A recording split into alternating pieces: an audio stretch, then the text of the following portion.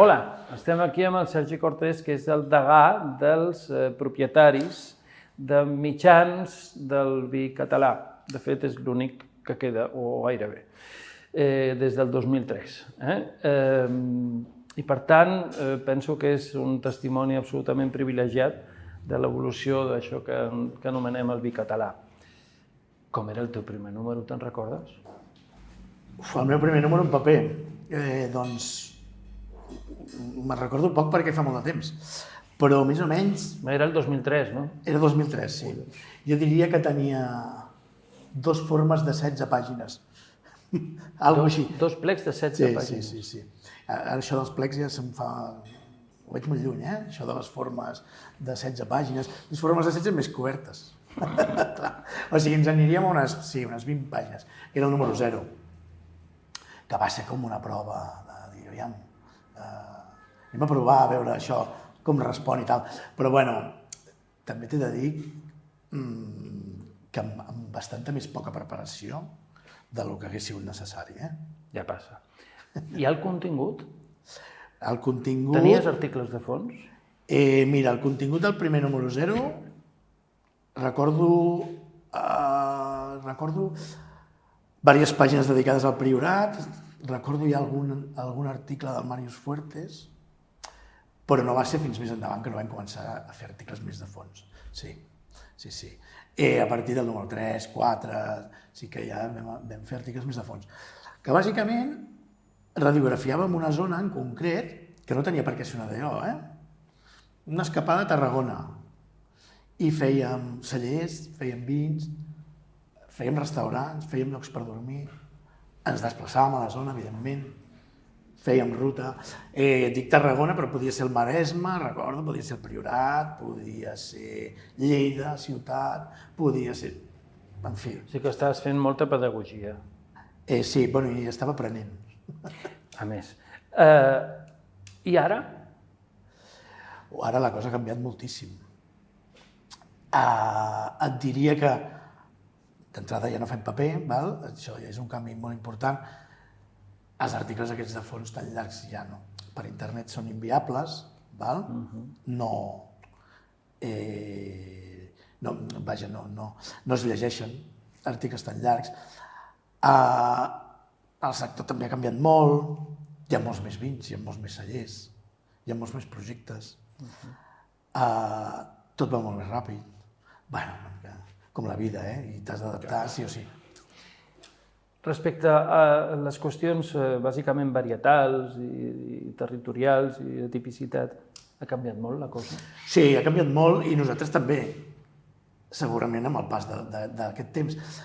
Jo recordo fer articles, molts, jo no, el Màrius Fuertes, sommeliers, anòlegs, que ens col·laboraven sobre varietats, la varietat Syrah. Jo recordo això, i fer un article bastant a fondo i després acabar recomanant uns quants vins de Syrah i no tots catalans. Això encara es fa, no? Nosaltres ja no ho fem. No, però era curiós perquè recomanaves 8 vins catalans i un australià fet amb Syrah i un espanyol. Ara no ho fem, això. No ho fem. Però ha estat bé la puntualització. Sí. Nosaltres ja no ho fem. Això ha estat bé. Nosaltres ja no ho fem, no. Hi ha articles de fons. Podríem fer-ne de fons a internet, no és el fons que fèiem, que potser a la revista fèiem 20 pàgines d'això. Això voldria dir que, més o menys, la teva revista ha canviat el ritme dels temps, el primer, i en segon lloc, que ara ja estaria madur el panorama per fer canvis? Depèn, canvis a quin nivell. Jo crec que canvis ja se n'han fet. Segurament cada celler ha fet els seus canvis. Ja, però a nivell d'administració es podria fer alguna cosa ja? A nivell d'administracions, sí, segurament es podrien fer més coses. Jo t'explico una proposta. Bàsicament et faig els 4 trets. Tu imagina't que des de l'administració es proposés que totes les varietats foranes anessin a parar a la DO Catalunya. I que es fes, evidentment, tot un seguit de mesures des de l'administració que durant un termini això fos fàcil d'empassar pel sector. El els canvis resultants, via l'empelt, via moltes altres coses, mesures de tipus polític que poguessin fer que l'impacte econòmic de tot això realment fos digerible i que, a més, això, en qüestió de 5, 6, 7 anys, es revertís en un augment de la tipicitat substancial. Què et sembla? Evidentment em sembla complicat, em sembla molt interessant, em sembla que no es podria fer en pocs mesos. Mesos no. Anys, parlem d'anys. I em sembla que el camí és aquest, que podria ser un bon camí. Clar, em costa també veure alguns projectes de grans vins que tota la vida hem pres, hem begut, que hem pensat en grans vins i que no són de varietats tradicionals, em costa veure canvis a dins de DOs. Però bueno, això segurament que em costa perquè mai s'han pujat en aquest sentit lo suficient.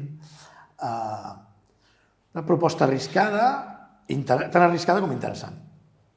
Però tu estàs parlant més o menys de poders fàctics, de noms molt concrets, de famílies molt arrelades, no? Sí, les grans famílies dels vins. Però es podria negociar amb aquestes a banda, una per una, per parlar. Entenc que sí, i que són els més oberts també a parlar, moltes vegades.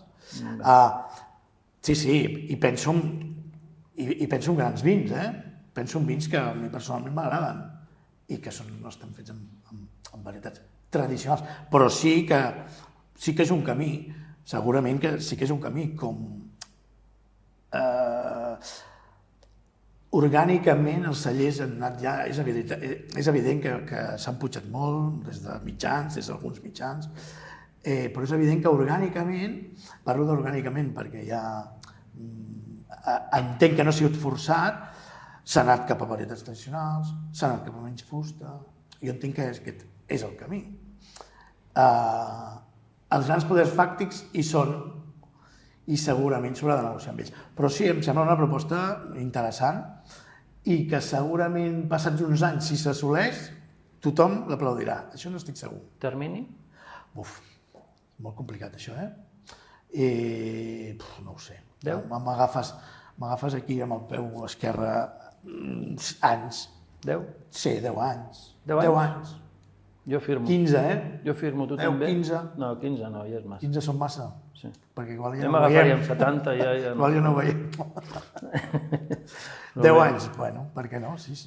Moltes gràcies, Sergi, per la teva experiència, per les teves respostes. Ja són 18 anys, que això ja comença a ser ja temps, potser que fem un moviment ja. A vosaltres, gràcies. I la segona qüestió és que realment ens ha donat la clau pel futur del sector des d'un punt de vista absolutament autoritzat.